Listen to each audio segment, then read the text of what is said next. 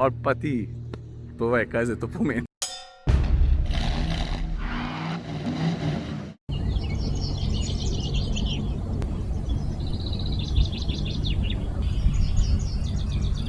Čeprav tukaj nisem snemal sam, kaj pa jaz vem, švoh 2 meseca, se mi zdi, da mi ni bilo 100 let. Občutek je pa tako dober. Ok, nič. Dajmo začeti. Za mano vidiš Mercedesa GLB. Veliko enih stvari imam o tem avtu zapovedati, ampak preden pa začnem, prosim te lepo. A se spomniš, jaz sem ta avto že pel. V vlogu 770 sem ga predstavil, kjer sem omenil tiste najbolj osnovne stvari, ki jih človek mora o tem avtu vedeti, če ga seveda zanima.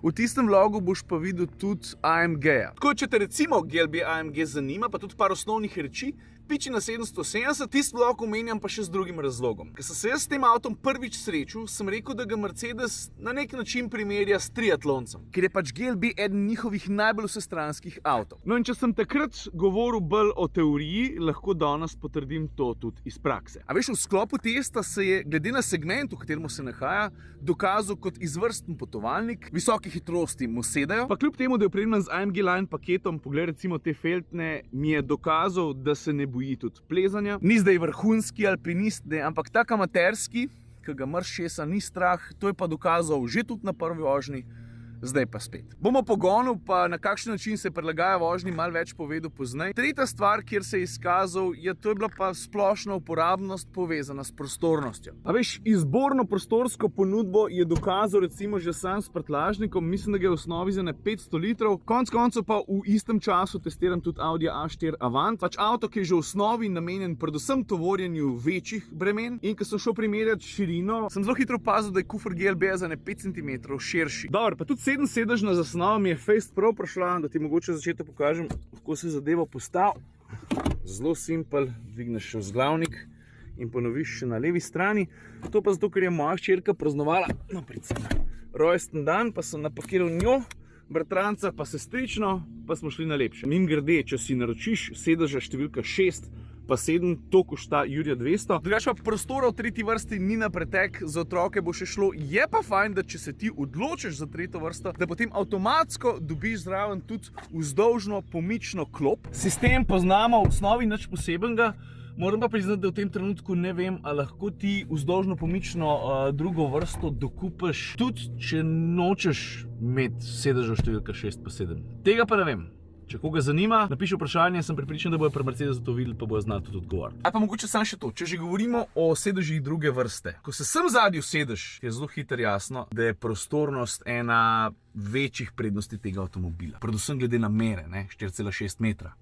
Kompaktna, pa razmeroma kompaktn je. Dobro, zdaj pojmo pa na najbolj očitno stvar. Enkrat sem že rekel, da je GLB družinski ekscentrik in zato je odgovorna predvsem oblika. Vem, zelo je ogled, mimogrede, ta oglatost je tudi tista, ki poskrbi za to, da je v njegovi kabini pa kufru veliko prostora. In zelo zanimivo je videti, kako se ljudje delijo na dva pola. Ali ti je ful všeč, ali pa rečeš, kva pa je zdaj to?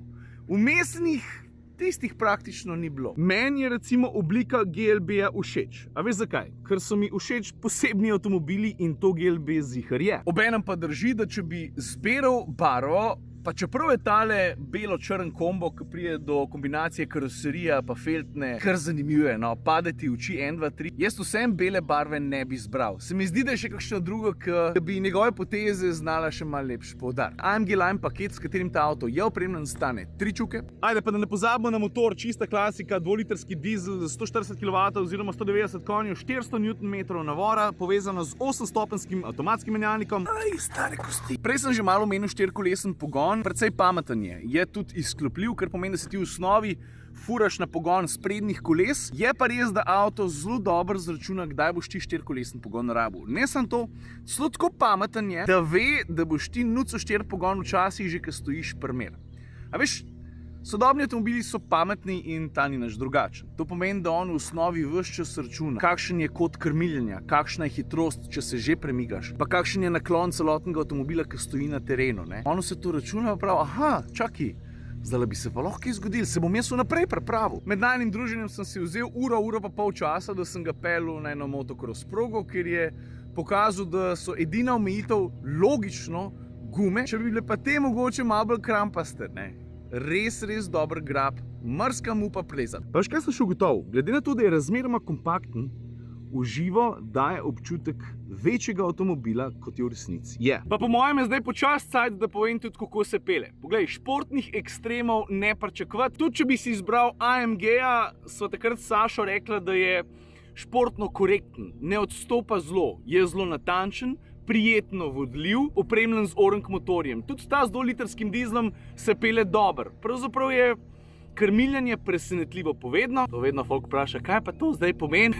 Prej sem govoril o primernosti za avtoceste, mogoče bi lahko vetrnega trušča še pikico manj. Pri porabi je pa tako, da ti spet nam nič pametnega povedal, zato ker je oprostno. Pri meni je šla od 6,6 do 7,8. Ali pa ti povej, kaj zdaj to pomeni. Tukaj pri kabini se bom malo ponavljal, zato ker sem jo že 1000krat pokazal, ampak ponovno si bom povzel cajt, zato da ti pokažem digitalno instrumentno ploščo. Tudi to sem sicer že kazal, ampak mi je res všeč, kako preprosto lahko prilagajaš vsebino. Poglej, vse, kar rabiš, je tale črn kvadratek. To je pravzaprav površina občutljiva na dotik. Mimogrede, prvi avto na svetu, ki je imel površino občutljivo na dotik, tukaj nekje na volanu, je bil Mercedes E, zdaj že koliko ne, 5-6 let nazaj, 7.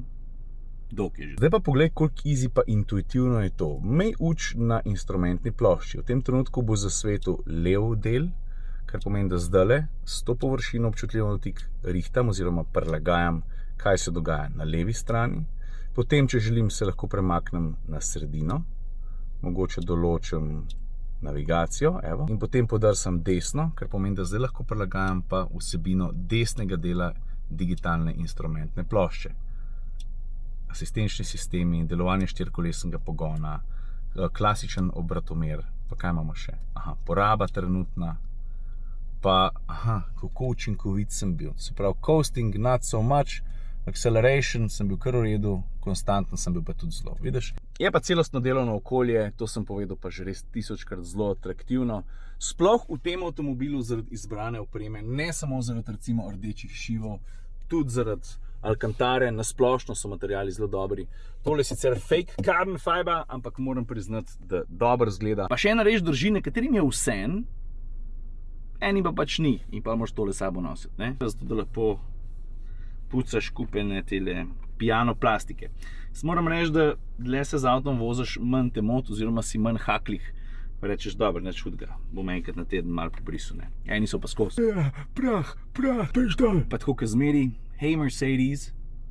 How may I help you? Can you tell me a joke? Sorry, I'm too busy looking at the road.